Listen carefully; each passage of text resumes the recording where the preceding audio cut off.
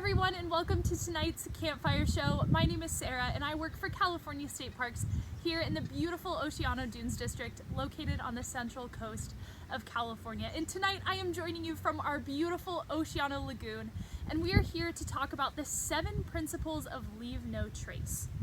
Now, the Leave No Trace Center for Outdoor Ethics is an organization that strives to teach people to recreate responsibly and give people the resources to do so. So they've developed these 7 easy principles that we're going to go through today about how to recreate more responsibly. Now, everything we're going to talk about today was taken from the Leave No Trace website, a resource I highly recommend utilizing yourself. So today, after learning the principles, we're going to learn some hand motions that go along with them, help us remember. And then we're gonna play a game centered around trash decomposition and how long certain things take to decompose. Some of it might surprise you. So let's hop into our first principle now.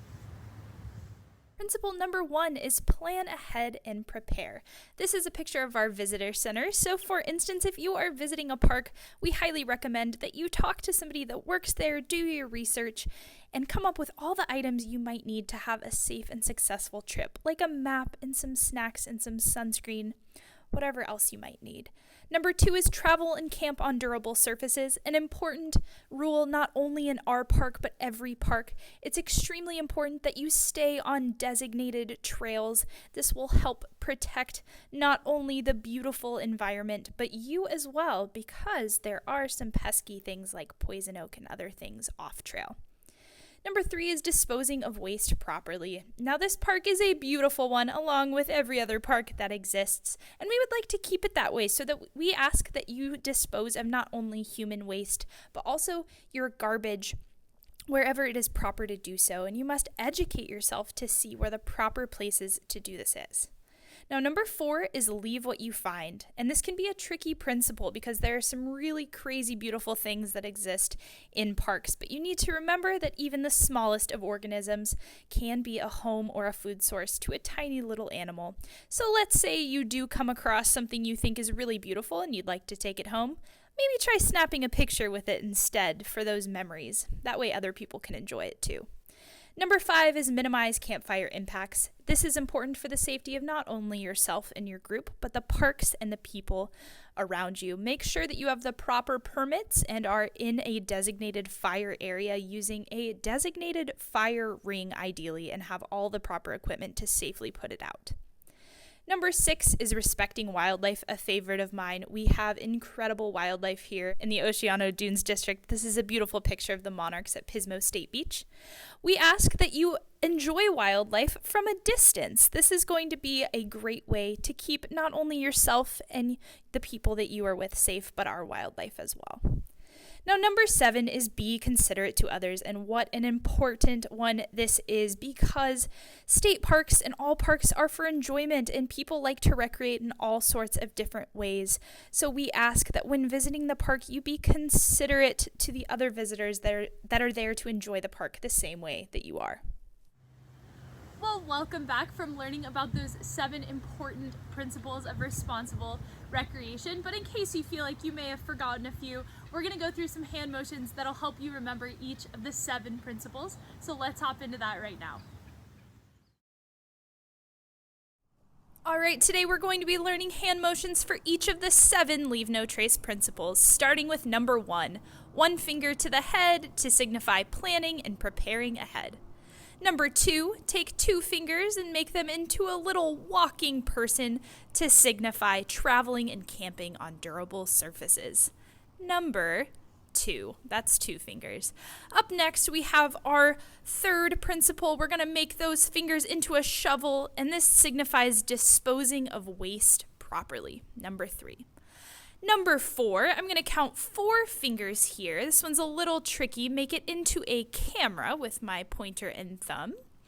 This is my camera, signifying leave what you find, our 4th principle, taking pictures, not the actual item. Number 5 is our campfire right here. That is minimizing campfire impact with 5 fingers.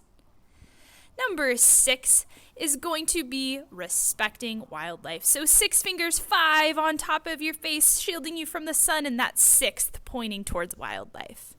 Number 7 is being courteous to other visitors. So I have my peace sign and my wave with a total of 7 fingers. Alright, so now that we're experts with all of those hand motions helping us out on those 7 principles, we're going to learn a trick to view wildlife respectfully and responsibly. It's called the rule of thumb. Now this rule of thumb is really important as a park visitor because you will get the opportunity to see some really beautiful wildlife not only in our park but in other parks as well. And so what this trick does is help you keep a safe and respectful distance from those things. You do not want to disturb wildlife at all because this is their home and you are a visitor here. We are visitors in these animals' homes. So what you want to do is, let's say I spot myself a deer right over here. This is going to be a much closer example than in real life. But let's say I spot myself a deer. What I'm going to do is say, wow, that is such a cool deer and I appreciate that so much, but I want to keep my safe distance for myself and the protection of the animal. So what I'm going to do is hold my thumb out. I'm going to close one eye while looking at my thumb. So hold that thumb out, close one eye, and if that animal, you're going to put that thumb over the animal, and if that animal is bigger than your thumb with that one eye closed, that means you are too close. So what you should be able to do is see that deer or see that beautiful bird or that beautiful animal, hold up that thumb, close one eye, and make sure that your thumb covers that animal. That is a rule for making sure you are keeping a safe distance. It's called the rule of thumb. Alright, so now that we've learned that rule of thumb along with those 7 principles and those hand motions, we're going to hop into our activity. And our activity today centers around decomposition rates, which is a fancy word for how long does my trash take to fully break down as if it never existed. Now some of these timelines might surprise you, and again, all this information was taken from the website I highly recommend, which is the Leave No Trace Center for Outdoor Ethics. So how this activity will work is I will flash a picture of an item on the screen. I want you to think to yourself, how long does this take to decompose? Take a guess, and then I will go ahead and put a slide up with the actual answer. So quiz yourself and see how well you do. Let's go ahead and get started with our first one now. Alright, so welcome to our trash timeline decomposition time activity. Our first is an orange peel. Orange and banana peels. What do we think? They take up to 2 years to decompose, if you can believe it. Our next are cigarette butts. Are there any guesses here? The answer would be 1 to 5 years on cigarette butts. As far as food wrappers go, do you have any guesses on food wrappers? Food wrappers would actually be up to 5 years. Aluminum cans, does anybody think they know aluminum cans?